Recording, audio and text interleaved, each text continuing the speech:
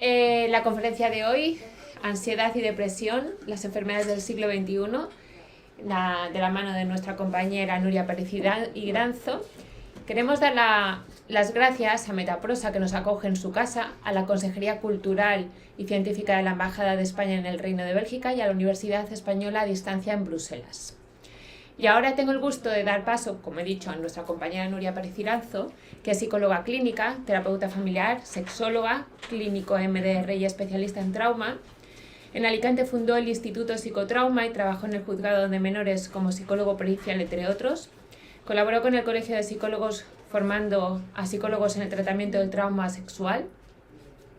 Desde 2013 tenemos el placer de que trabaje aquí en Bruselas, en la práctica privada, y es miembro de Ispasante y de MDR Rebellium. Muchas gracias a todos por vuestra asistencia y ya os dejo que disfrutéis de la ponencia de nuestra querida compañera.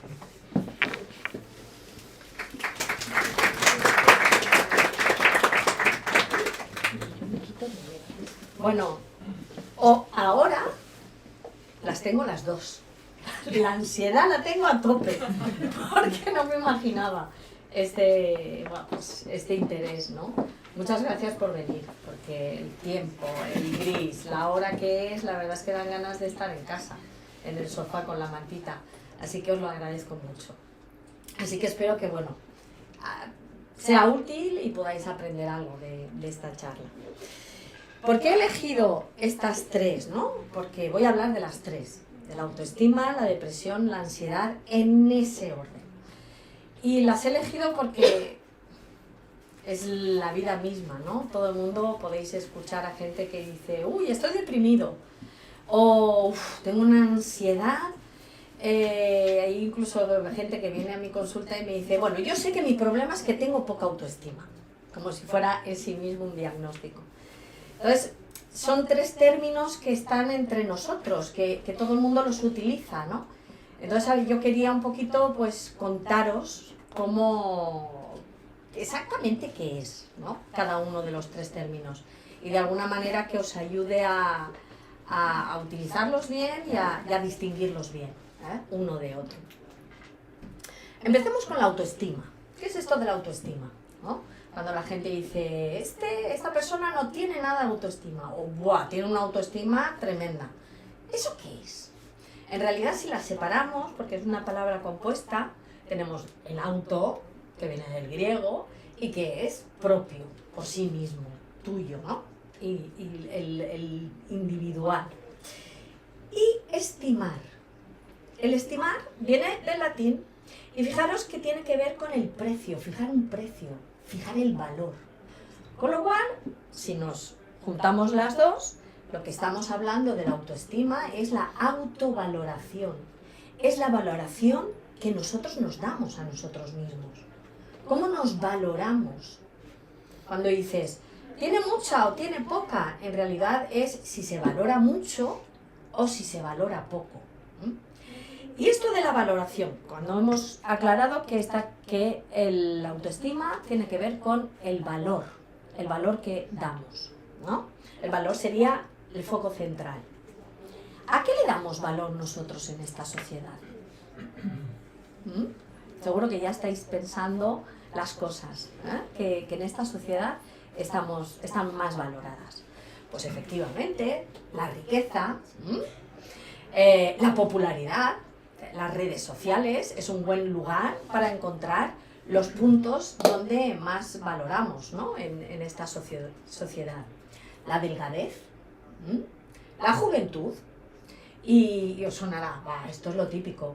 A ver, unas amigas mías les invitaron a salir de un garito en Alicante porque eran mayores. Y mis amigas están estupendas. Es de verdad, ¿eh? Y les dijeron que bueno, que no se iban a divertir, que la música no les iba a gustar. O sea que estamos en una sociedad donde la juventud es algo, bueno, apreciado.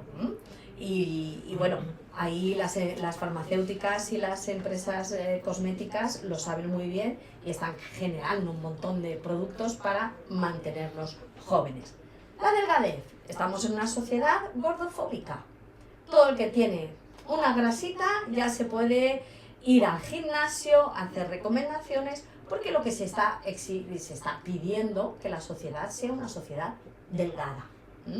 La popularidad, pues el otro día estaba cenando en un restaurante y era como impactante ver a un grupito de adolescentes, como entraron, no se hablaron, cada una con su móvil, haciéndose así los morritos y las poses para hacerse la foto, evidentemente para Instagram.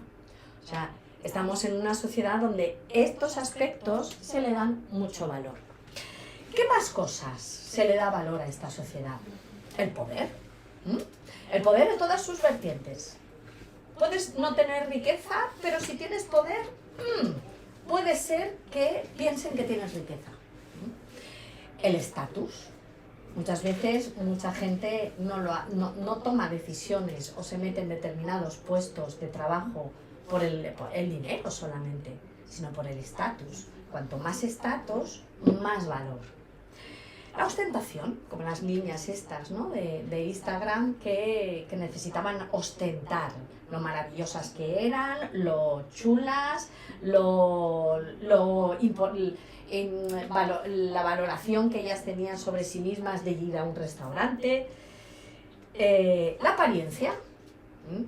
Todos buscamos una buena apariencia y es una de las primeras cosas que uno recibe cuando ve a alguien que no conoce, ¿no? La primera imagen, la buena apariencia. En las entrevistas de trabajo todos vamos con una buena apariencia para que justamente nos acepten, ¿no? Nos valoren a través de esa apariencia. Y luego la belleza. Hay incluso estudios donde gente con, unas facciones físicas determinadas tienen más probabilidades de ser seleccionados en unas entrevistas de trabajo. O sea que son todas esas cosas las que hace que nosotros tengamos un ideal.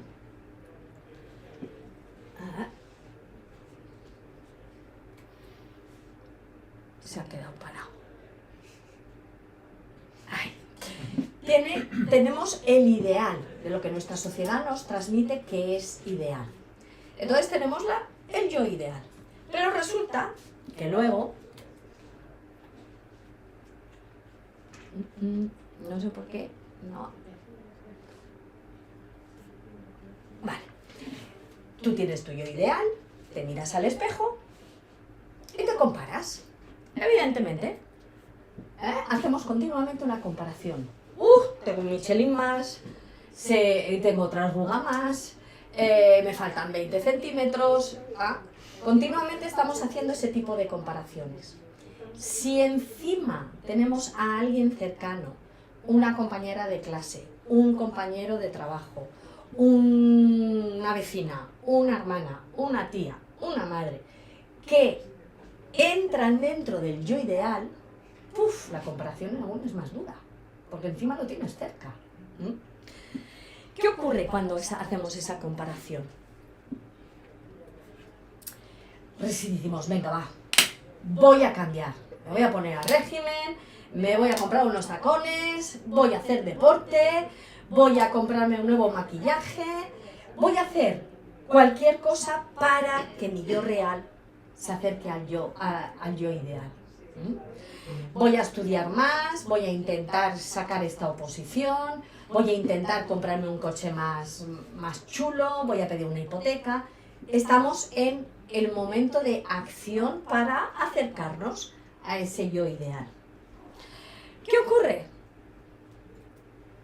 Que ahí es cuando empieza la autoexigencia. Nos exigimos a nosotros mismos ser distintos. Y en esa autoexigencia, pues está el esfuerzo y la frustración, porque hay veces que no se puede. Resulta que la arruga la tienes igual y te has gastado 500 euros en una crema. Los tacones te destrozan los pies, provocan juanetes y sigues sin medir los 20 centímetros que tú querías. La oposición te han suspendido porque justo ese día te habías dormido fatal porque no habías pegado ojo de la ansiedad y del miedo a suspender, o simplemente nos ponemos metas que no son realistas. Nadie te va a dar una hipoteca para comprarte un Ferrari. Con lo cual, ¿qué ocurre con ese esfuerzo y esa frustración? Porque esto no... Yo ahora estoy contándolo de manera lineal, pero eso pasa todos los días. ¿Qué ocurre? Pues efectivamente, eso es la depresión. Cuando una persona está continuamente enfrentándose a esa diferencia entre el yo ideal y el yo real, esa frustración, ese comparación, esa exigencia desgasta. Y cuando eso lo tienes desde muy pequeñito, lo vas arrastrando, eres una persona con una depresión. Aquí hago la separación entre depresión mayor y una depresión reactiva, ¿vale? Aquí no he preparado, yo hoy voy a hablar más de la depresión mayor, porque es lo más difícil. La depresión reactiva, que se le ha llamado así, pero en realidad a mí no me gusta llamarle así. A mí me gusta llamarle un duelo. Cuando algo se nos va, tenemos una reacción corporal, emocional, muy parecida a una depresión. Pero no es una depresión. Pero sí que es verdad que tenemos mucha tristeza, tenemos mucha apatía, se nos altera el sueño, tenemos muchos síntomas que son iguales. Pero es el proceso del duelo. Y cuando hay que decir adiós, se tiene un duelo. Y dices, claro, a ver, ¿hay tantas cosas que tenemos que decir adiós? Sí. Entonces, depende de qué le estás diciendo adiós, va a ser más difícil o más fácil. Imaginaros, por ejemplo, pues si le tienes que decir adiós a tus padres porque han fallecido. No es lo mismo que si le tienes que decir adiós a esa camiseta que la llevas desde hace muchos años y le te da mucho gustito ponértela y la pobre ya se ha hecho pequeña con la lavadora. Evidentemente, el duelo que vas a tener no tiene comparación. Pero vas a tener tus momentitos de estar triste, porque tienes que decir adiós. Con lo cual, mucha gente dice, es que no sé qué me pasa. A ver, si tienes que decir adiós a algo, vas a tener una reacción emocional. Y muchas veces se confunde con la depresión. Pero la depresión que voy a hablar yo es una depresión que vienes arrastrando desde hace años, que la vas acumulando, que empieza a veces en la infancia y se consolida en la adolescencia. Es una depresión donde tus pensamientos, lo que hablábamos antes de la valoración de la autoestima, de la valoración que tú te das a ti mismo, es cuando tú piensas sobre ti mismo, yo no soy suficiente, yo no soy importante, yo no soy capaz, yo soy inútil, yo no valgo, o yo no merezco amor. Es duro, ¿eh? Imaginaros a alguien que se tiene que levantar cada mañana y tiene que hacer unos esfuerzos tremendos para que esto no le invada. Porque eso es lo que está dentro. Muchas veces yo hago la pregunta, ¿pero cuánto te lo crees? Para hacer la diferencia de lo que es el pensamiento y de lo que es la creencia. Porque hay gente que objetivamente dice, pues claro que valgo. Objetivamente piensa que vale, pero internamente siente que no vale. Y eso es lo que hace que la persona, pues, no tenga ganas de, voy a saltarme, ahí está, voy a hacerla, me va a saltar una y la voy a hacer al revés. ¿Qué ocurre? Que la persona que tiene que luchar contra esas creencias son las personas que tienen todos estos signos, todos estos síntomas. El estado de ánimo, deprimido, la falta de ganas, la falta de interés por hacer las cosas. Es como, ¿para qué? Si me va a salir mal. A veces que tienen pérdida de peso porque ya no tienen ni el placer por comer. O duermen mucho, o no duermen nada. se altera lo que es el proceso del sueño. Hay una fatiga constante, una pérdida de energía. Es lo que todo el mundo piensa. Cuando piensa en alguien deprimido es en el sofá, evidentemente, porque es que no tienen energía para levantarse del sofá. Hay dificultad de concentración. Recuerdo una paciente hace muchos años, estaba súper contenta y me decía: Nuria, he podido concentrarme y he leído un capítulo de un libro. Estaba saliendo de la depresión y esa fue la primera señal que tuvo ella de que estaba mejor. Se había podido concentrar y había podido leer un capítulo de un libro. Imaginaros esto cuando estamos hablando de un chavalín de 12 años. Evidentemente el primer signo es el fracaso escolar. Es el primer signo. Lo que pasa es que automáticamente pensamos que es vago, que no trabaja suficiente, y no, posiblemente lo que hay detrás es una depresión. Sentimientos de inutilidad o culpabilidad. Evidentemente, si tú tienes todas esas creencias, yo no soy capaz, yo no valgo, yo no soy importante, todo lo que hagas y que te salga mal, porque a todos nos salen cosas mal, pero automáticamente lo vas a interpretar como es tu falla, es tu culpa. Algo hay en ti que está mal, que hace que no te salgan las cosas. Y evidentemente la culpa va a estar ahí presente. En los casos más extremos, cuando esa situación es insoportable, una manera de parar el dolor y el sufrimiento es morir. Es cuando las personas tienen ideas suicidas. A ver, esto, wow, impacta. Pero una cosa es tener pensamientos suicidas, otra cosa es preparar y decir voy a, y otra cosa hacerlo. ¿Vale? La mayoría de personas deprimidas tienen pensamientos suicidas de si me suicidara, esto se acabaría. O sea que hay que hacer esa distinción, porque tener ese pensamiento no es que te vayas a suicidar. Está claro que las personas que se suicidan sí que han empezado por ahí, con esa ideación suicida. Entonces, estos de aquí, todos estos síntomas, es la manera que tenemos los psiquiatras y los psicólogos de diagnosticar la depresión. Yo tengo otra manera, mucho más sencilla, que son las 3 Ns. Cuando la persona me viene a consulta, esta es mucho más rápida, En la primera sesión ya lo detecto. ¿Cuáles son las 3 famosas Ns? Lo primero es, el mundo es una mierda. Me diréis, pues claro, sí, efectivamente, todos estamos de acuerdo, el mundo es una mierda. Pero no es una sola para diagnosticar depresión. La siguiente, muy importante, es mi vida es una mierda. Cuando la persona siente que su vida no vale, que su vida no tiene valor, que no sirve para nada. Entonces ahí hago. Y la más importante, que sí que es ya la fundamental, es yo soy una mierda. Cuando la persona siente que ella es una mierda, es cuando, inevitablemente esa persona tiene una depresión.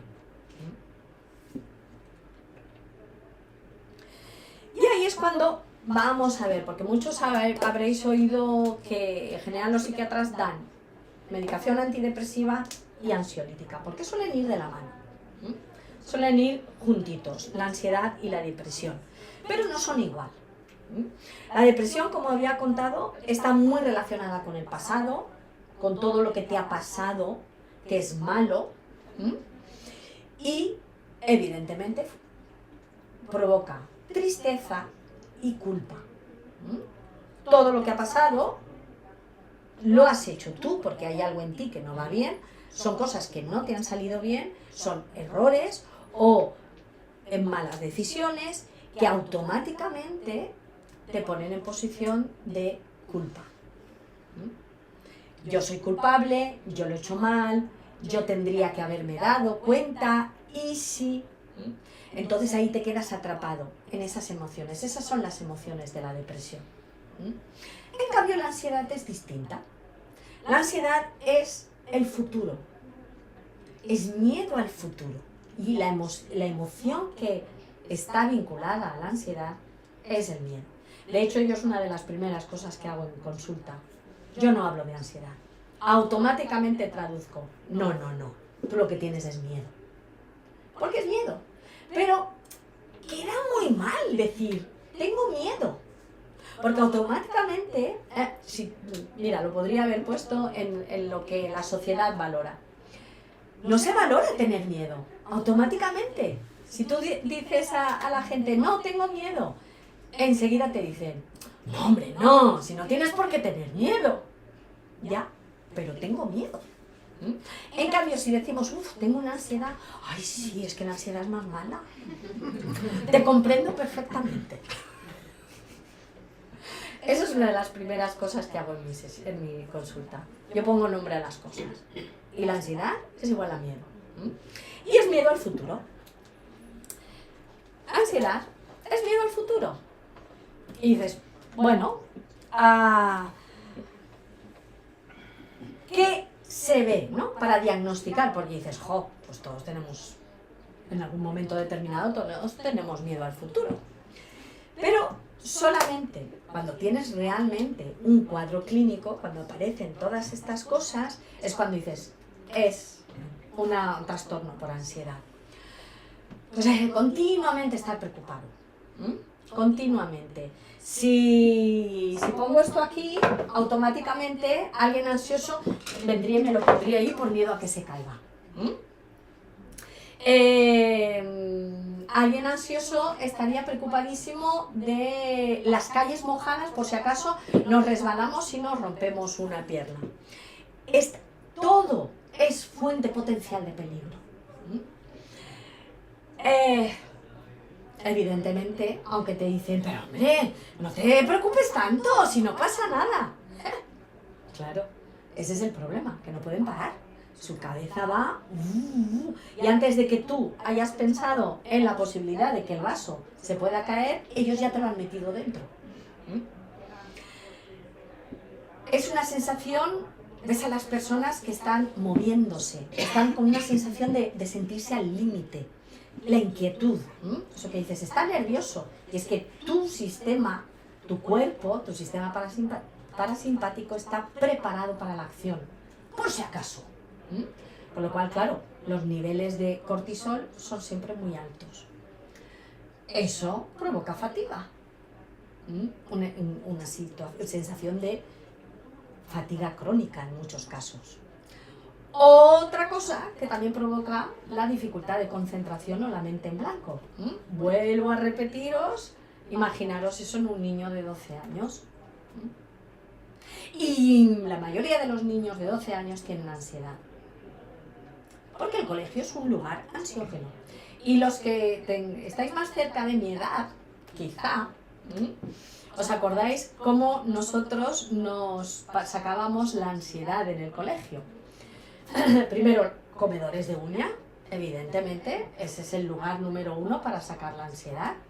Y nosotros nos comíamos el lapicero y el boli, los capuchones del boli acababan destrozados.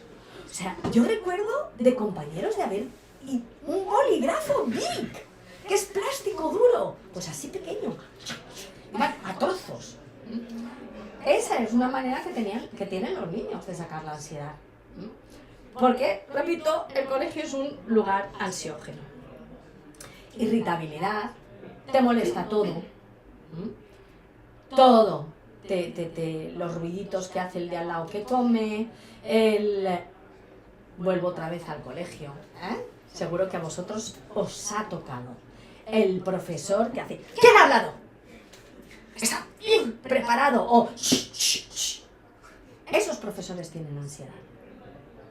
Porque cualquier pequeña cosa les provoca una reacción de irritabilidad. Evidentemente, tensión muscular. Y lo malo es que no te das ni cuenta. Es cuando prestas atención a tu cuerpo, Cuando quieres focalizar la atención en tu cuerpo es cuando dices, uff, ostras, qué tenso estaba. Porque automáticamente estás siempre en tensión. Y, una vez más, el trastorno del sueño. En general, son los 3 lugares donde podemos determinar que hay un problema grave detrás. Cuando hay trastornos del sueño, en general, tanto si es mucho como si es poco. Entonces, ahora ya sabéis, o sea, en cuanto alguien tiene un trastorno del sueño, puede ser que sea una ansiedad, puede ser que sea depresión, puede ser que sea incluso algo peor. La libido, en general, las relaciones sexuales disminuyen o desaparecen, porque la libido desaparece también. Y el hambre, el comer, o como en la depresión se deja de comer, o como en este caso no forma parte de los síntomas del cuadro del DSM-4, pero eso es, yo lo añado, el comer de manera ansiosa. Muchas veces el miedo se canaliza, o las emociones se canalizan a través de comer. ¿Y cuáles son los miedos? Porque hemos hablado que la ansiedad es el miedo al futuro. ¿Cuáles son los miedos del siglo XXI? Porque todos estamos a salvo, excepto que pase algo catastrófico, ¿no? Como algo parecido a La Habana, pero es algo muy puntual, algo muy raro, muy localizado. No estamos viviendo en una situación de guerra, o sea que el miedo a la inseguridad, nosotros no lo tenemos realmente. De vez en cuando pasa algo como los atentados, algo que nos hace, que no estamos tan seguros, pero en general no nos tenemos que enfrentar a ese tipo de miedos. ¿A qué nos enfrentamos? Pues miedo al fracaso. Miedo a suspender la oposición, a suspender el examen, a que este proyecto que tú tenías muchas ganas de realizar resulta que no sale. Es el miedo al fracaso. Todos tenemos miedo al fracaso. Miedo al error. También tenemos miedo a equivocarnos. Miedo a comprarnos esa casa que nos gusta muchísimo, pero ¿y si suben los tipos de interés? ¿Y si es la buena zona? ¿Y si me quiero mudar, luego la podré vender o alquilar? A todos nos da miedo cometer errores. Miedo al rechazo. Este, por ejemplo, es muy importante en los adolescentes, porque es fundamental en ese momento sentirse que forman parte, sentirse que eres miembro de tu grupo. Y todos tenemos miedo. Miedo que lleguemos a un trabajo y que nadie nos diga de bajar a tomar un café, o que nos aíslen, o miedo a que tienes ganas de tener una aproximación de mimitos con tu pareja y tu pareja diga, estoy estresado o estoy estresada. Todos tenemos ese miedo al rechazo social. Y miedo al abandono, que sería un grado más del rechazo social. Es, pues por ejemplo, el abandono emocional. Cuando tu pareja te deja, o cuando tu pareja llega a casa y se pone a leer el iPad. Hubiera dicho el periódico hace unos años, ahora directamente el iPad. Es un tipo de abandono emocional.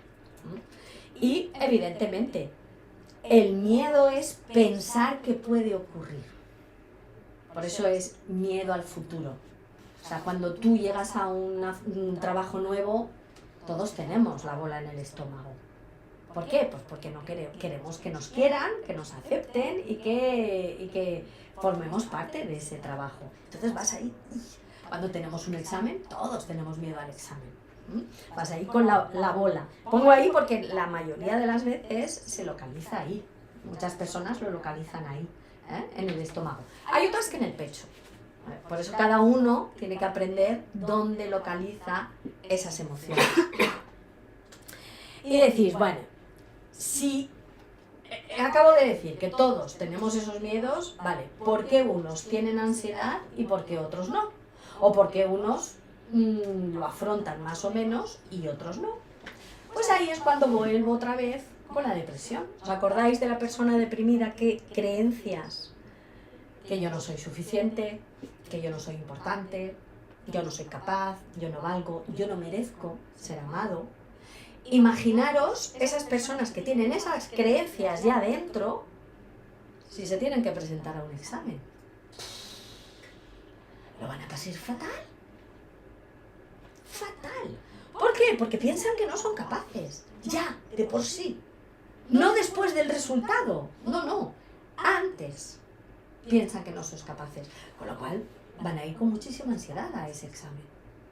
En cambio, una persona que dices, no, a ver, igual me suspenden, pero yo valgo.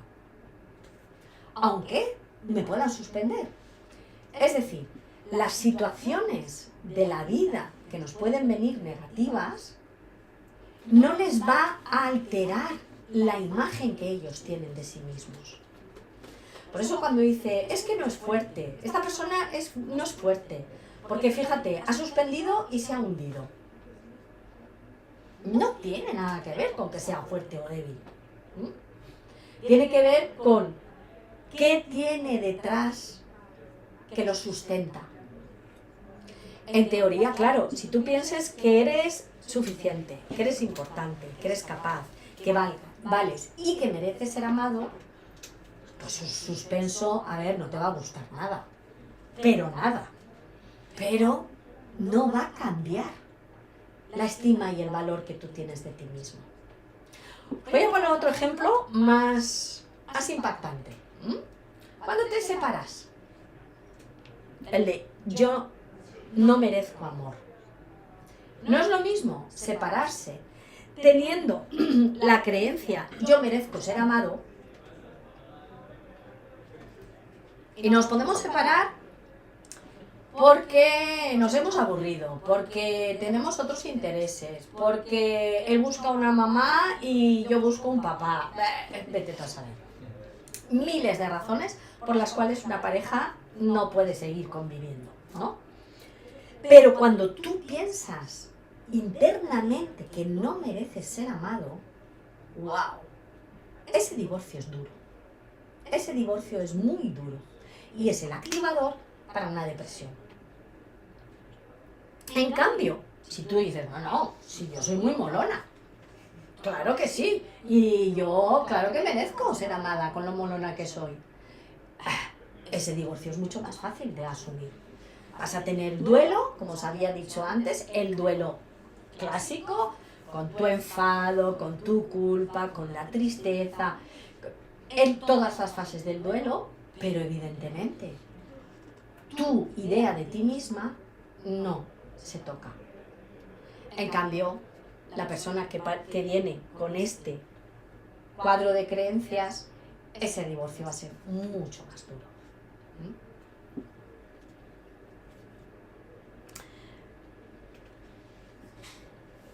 ¿Y qué es el ataque de pánico? Que era otro de los...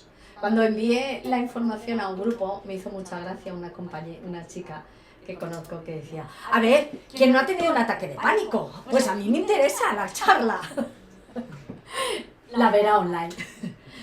Pues efectivamente, el ataque de pánico es otra de las cosas del siglo XXI, que continuamente nos tenemos que enfrentar a ese ataque de pánico. ¿Y qué es un ataque de pánico? En general, no se ve por el foquito, pero es algo también muy sencillo. El ataque de pánico es miedo al miedo. Es miedo a tu reacción corporal.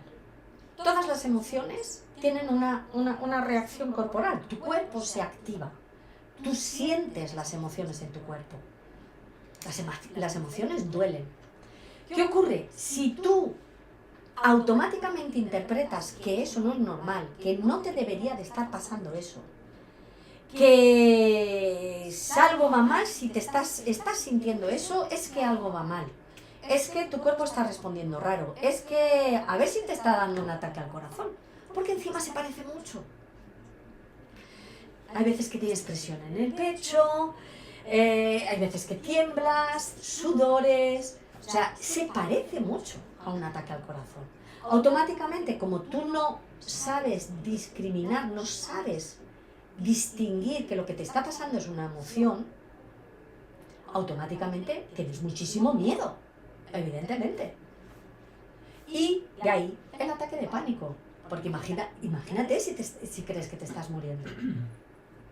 Recuerdo una chica que le pasó que un signo de ansiedad muy clásico es cuando tu mirada se pone caleidoscópica, que lo que tú ves, la imagen tiene como una aureolita y parece un caleidoscópico. Las imágenes se ven clic, clic, clic. Recuerdo que esta chica se asustó tanto que acabó en urgencias del hospital. Cuando me lo contó, dije, ¡hombre, claro! Si eso también me ha pasado a mí. Y real, a mí me había pasado, ¿eh? No, lo hice por qué maja la voy a... No, a mí me había pasado, pero yo sabía lo que era.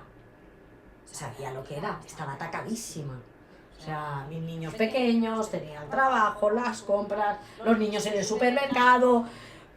O sea, claramente era un signo de no llego a todo. Miedo al error o miedo al fracaso. En este caso más al fracaso, ¿no? Ese era el signo de ansiedad. Yo no me asusté, yo no acabé en el hospital, porque yo sabía lo que era. Y esa es la gran diferencia.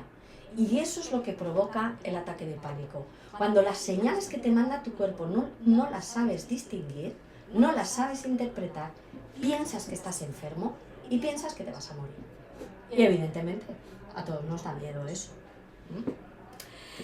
¿Cuáles hay? Pues estas son bastante potentes, ¿eh? Por eso hay veces que hay hasta parálisis de las manos, de los brazos, de las piernas, hay náuseas, ganas de vomitar, dolor en el pecho, por eso se confunde con el ataque al corazón, una sensación de ahogo, temblores, sudor, palpitaciones, toc, toc, toc, toc. Con lo cual es muy importante que no se juzgue. Si tienes una reacción corporal, ok, vamos a ver qué es. Porque automáticamente lo primero que tendemos a decir es, no debería de sentir esto. Es que si no me pasa nada. Pues no, vamos a ver qué es. Primero, a ponerle nombre y luego vemos de dónde viene para poder cambiar eso. Pero sobre todo, vamos a dejar que pase. Porque si está ahí es por algo. ¿Y qué el tratamiento? Bueno, aquí mi idea era hacer lo de las animaciones y que llegaran ¡cling! Las rayitas, pero se me ha pasado. Así que os lo tenéis que imaginar, el efecto ¡cling! Del tachón. Porque os he hecho un spoiler. Este es el tratamiento. Parar con el yo ideal. Para luchar con la depresión, primero tenemos que dejar de fijarnos en el yo ideal. Y tenemos que ver quiénes somos. Sí, con nuestras limitaciones y con nuestras cualidades. Porque, ojo, me vais a decir, claro, a ver si ahora me quiero tanto, que voy a machacar a todo el mundo. No, eso no es autoestima, eso es narcisismo. Eso es otra cosa, ya hablaremos en otra sesión. Autoestima es justamente esto, que cuando tú te mires, te quieras, con tu arruga, con los 20 centímetros menos, con el Michelin que te sobra, con eso que te mires y te quieras. Eso es tener una buena autoestima. No es eliminar lo que no te gusta y no verlo. Yo recuerdo una señora que me decía, no, yo tengo muy buena autoestima. A mí me gusta todo de mí. Madre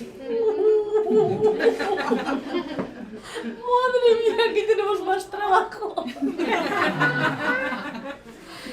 Evidentemente eso no es tener una buena autoestima.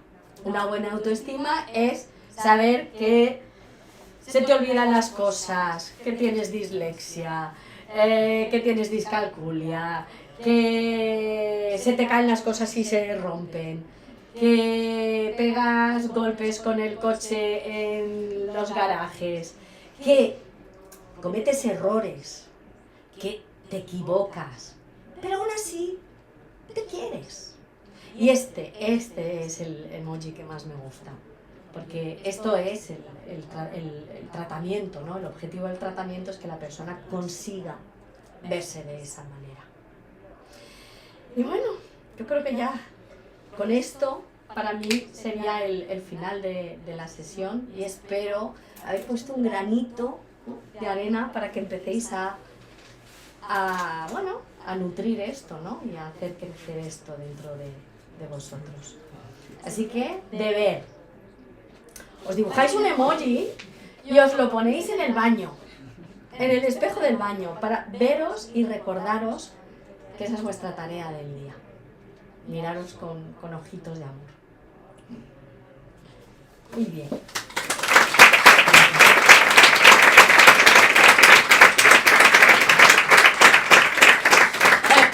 Por supuesto, si tenéis alguna pregunta, lanzadlas.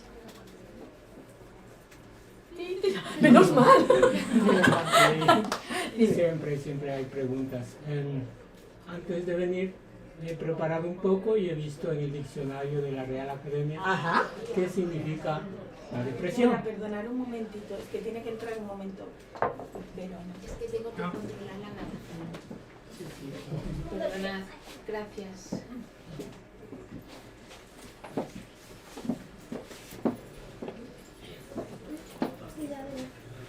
Ya. ¿Sí? ¿Seguimos? Sí, has buscado en el diccionario Sí. la palabra depresión. Sí, entonces no cabe duda que es una enfermedad, está tipificado.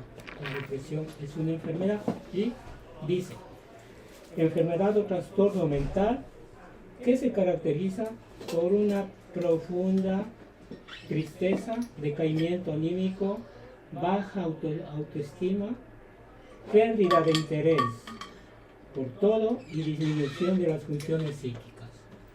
Ok, está claro, ¿cierto? Pero abajo encontré algo muy interesante, que hace un diagnóstico de la depresión, pero en nuestra madre tierra.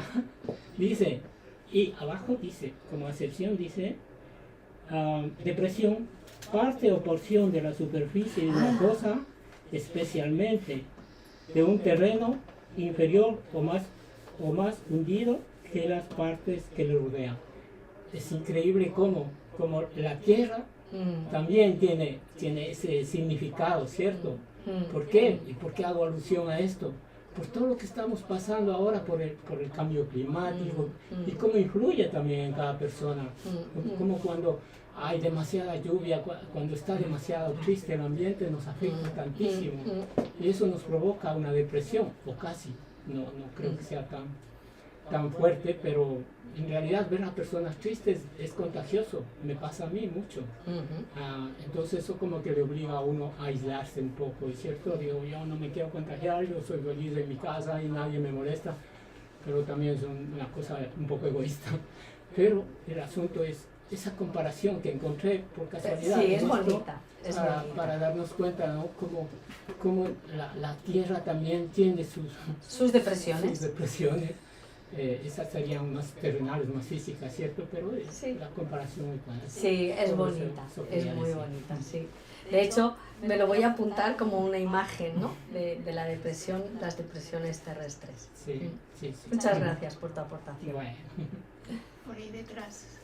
Sí, que yo preguntar que si tengo una lista de todo lo que refleja un ataque de pánico, todo lo que pasa. ¿Esas cosas todas pasan juntas? Sí, a veces sí, a veces no. Okay. Sí. Hay veces que te falta, que no tienes parálisis de los miembros, pero tienes 3 o tienes 4. Sí. Hay veces que todas juntas, hay veces que parcial, hay veces que una. Si tienes una es mucho más fácil. ¿Quién no ha sudado de miedo? Hoy sudamos de calor, pero en general, entonces depende de la cantidad de síntomas, pues claro, te vas a asustar más o menos. Sí. A ti. Sí. Sí, he leído que hay algunos psicólogos que hacen una diferenciación entre la autoestima y el autoconcepto. ¿Tú tienes alguna opinión sobre eso? A mí me parece que es lo mismo. Lo que pasa es que a los psicólogos en general, creo que más profesionales, les encanta ser originales. Entonces hablan de lo mismo, pero cambiando el nombre. Pero es lo mismo. En realidad es la imagen que tú tienes de ti mismo, ¿no? La idea. Que quieres llamarle estima, concepto... Da igual. Es esto. Gracias. Pues habías hablado del ataque de pánico, que has dicho que no es algo peligrosa por la salud, de verdad, que es algo psicológico. Sí. Pero he oído, no me recuerdo cómo se llama, pero una palabra japonés que realmente hay gente que se pueden morir por el ataque de pánico. Que duele tanto el corazón que hay un... Sí, hay alguna condición médica que sí pero es muy raro y cuando previamente la persona ya tiene un problema físico, que entonces sí que puede morir de un susto, del miedo, pero es súper raro, es igual pasa una vez cada 5 millones. Bueno, esto me lo acabo de inventar, ¿eh? No sé la estadística. Pero vaya, lo he exagerado para que se vea que es muy... Sí que es pero muy raro, es muy raro. En general, la gente en nuestra vida no se mueren de un ataque de pánico. Gracias. ¿Sí? Ahí detrás, sí. Sí. Bueno, muchas gracias. De verdad, una comunicación excelente, sin saber mucho del tema. Muy claro. Gracias, ese era el objetivo. Gracias. Y me interesa particularmente cuánto hay de exógeno y de endógeno en esta pandemia, ¿no?, de depresión, porque no sé si actualmente tenéis datos del sistema de vida nuestro capitalista, superexplotador, hay más datos de este tipo de patologías o no, o efectivamente es más un trabajo individual que no está pasando.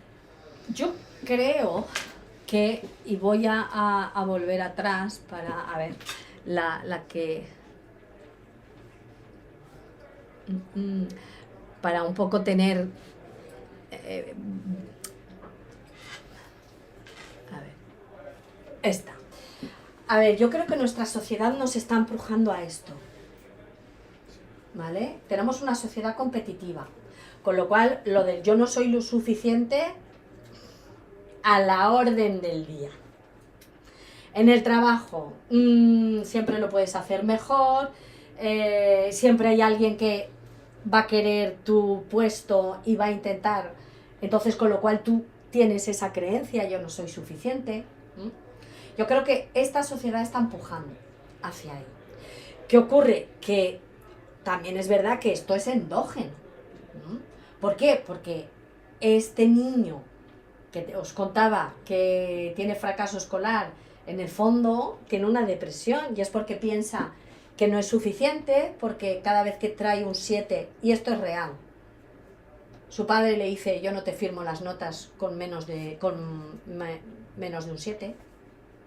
Eso es real, ¿eh? Con lo cual, el yo no soy suficiente está continuamente ahí. El yo no soy importante, cuando los padres están con el teléfono tiki tiki tiki y los niños, papá, mamá, mírame, mírame, y los yo no soy importante porque mi padre no es capaz de dejar el teléfono móvil para mirarme. O me da la tablet para que yo no le moleste. Va creciendo con el yo no soy importante. Yo no soy capaz porque cada vez que me ponen una tarea difícil, entre que no me concentro, en que me cuesta muchísimo seguir a la profesora que cada 2 por 3 me está gritando, yo siento que no soy capaz. Evidentemente, si encima, como estoy con mi cabeza en el otro lado, porque me cuesta prestar atención, se me caen las cosas y las rompo, soy un inútil. Y mis padres se enfadan conmigo cada vez que yo cometo errores, con lo cual no me quieren. Eso es el caldo de cultivo, y encima ese niño va creciendo, llega a la universidad, valioso, llegan a la universidad, niños con estas creencias. Y llegan al mundo laboral, que el mundo laboral van a repetir todo eso por la competitividad. Luego, yo no soy importante, ¿cuántos likes tengo en el Facebook? Bueno, no, los jóvenes no usan Facebook, pero el Instagram. Y es verdad, o sea, un like en un Instagram puede ser un tema de sesión con un adolescente. Porque ahí es donde se están alimentando, ¿no? El yo soy importante o yo soy valiosa. O sea, tenemos el mejor caldo de cultivo y esta sociedad está empujando todo en esa dirección, en que tengamos depresión y ansiedad. O sea que vamos mal. Sí. Gracias por la pregunta, es buena. ¿Y alguien había comentado algo por aquí? Sí. Yo tengo una pregunta porque me parece un poco difícil definir la línea entre querer mejorar en muchos aspectos de tu vida con conformarte y aceptar tu autoestima. No sé si me he explicado muy bien. Vale, mira, te voy a dar un ejemplo mío, ¿vale? Mi autoestima no va a cambiar. Eso sí, me estoy matando en el gimnasio. ¿Por qué? Porque yo quiero estar sana. Pero yo sigo teniendo los ojitos de amor. No voy a dejar de quererme porque no vaya al gimnasio o porque tenga más culo o menos culo. En cambio, me estoy esforzando porque quiero estar fuerte y quiero envejecer de manera saludable. O sea, ahí, ¿dónde está? ¿Sabes? Yo creo que la clave está en de querer mejorar porque queremos ser mejor, cada uno tenemos nuestros objetivos, ¿no? Sin dejar de valorarte. O sea, por eso he puesto lo de los corazoncitos. Tú puedes empujarte a, no sé, a probar la posición, a tener una vida agradable en la posición, sin dejar de valorarte. Yo creo que ahí está... Sí, pero muchas veces es como muy complicado. Muy complicado. Determinar, vale, aquí estoy bien o sigo no intentando, pero sigo como escalando, haciendo cosas para llegar a X. Muy difícil. Con lo cual ahí ya, claro, vamos a lo micro, ¿no? A ver qué es lo que te hace que quieras ese objetivo y no estar a gusto con y disfrutando el presente. ¿Sabes? Ahí ya va a haber más variables que hay que un poco mirar al microscopio. Gracias. A ti. ¿Alguna cosita más? Sí. Yo tengo muchas preguntas, pero obviamente tendría que ir a una consulta. Me temo. Pero puntualmente, la charla anterior planteé un poco, pero a mí me está angustiando mucho un asunto que es que yo doy clases de piano y guitarra. Y mis alumnos van desde los 8 años hasta los 80. Todo, no pasa nada con eso. El problema es que la última camada, digamos, de alumnos que tengo vienen con unos problemas muy graves y todos son jóvenes, entre 14 y 25 años. Y el problema es que quieren suicidarse.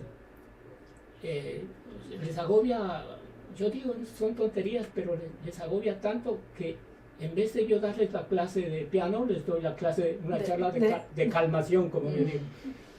Cálmate, Dean, ¿qué pasa? Pero yo no soy psicólogo, entonces me faltan herramientas. Claro. Y eso me provoca mucha angustia, porque cuando se van yo sufro. Claro.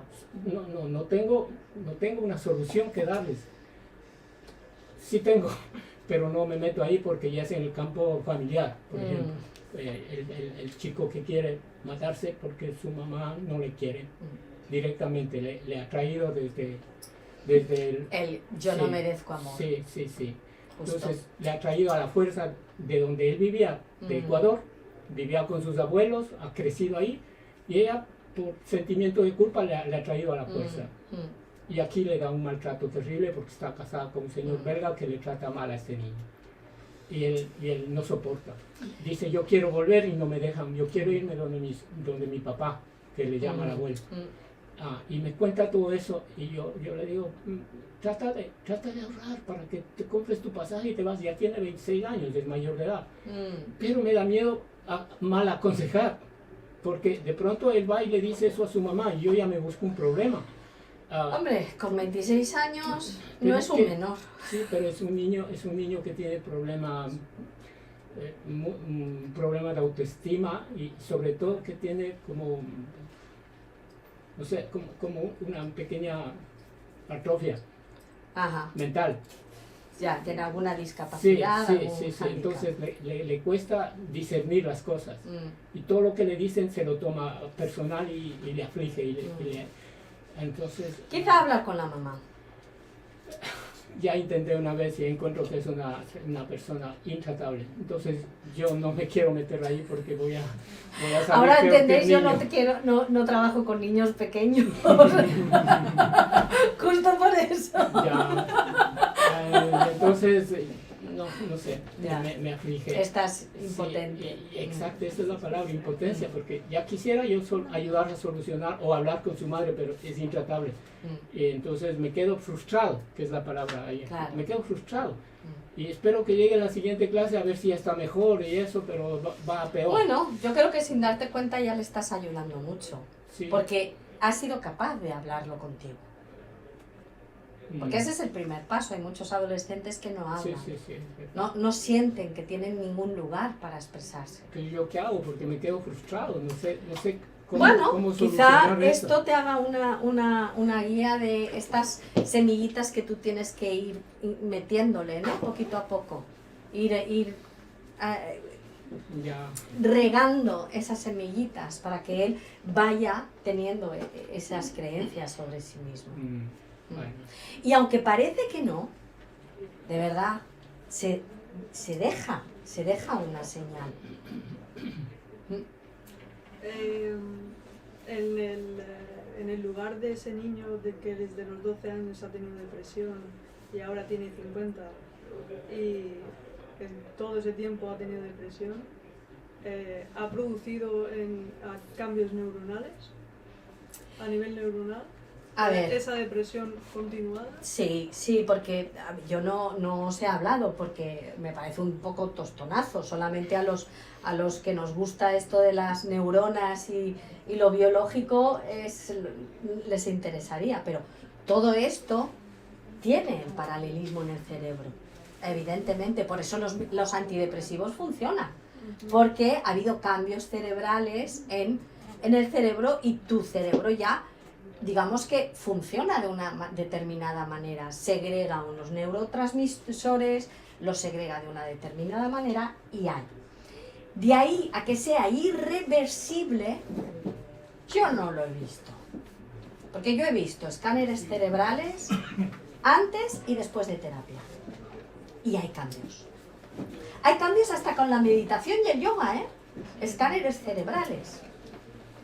Con lo cual, otra cosa es cuando hablamos de maltrato, abandono y negligencia de los 0 a los 6 años. 3 años. Ahí sí. Ahí hay cambios cerebrales que son irreversibles. Los niños abandonados, los niños que han estado en un orfelinato sin tipos de estimulación, esos niños tienen un daño cerebral irreversible. Pero una persona deprimida que hace terapia cambia su química. Sí.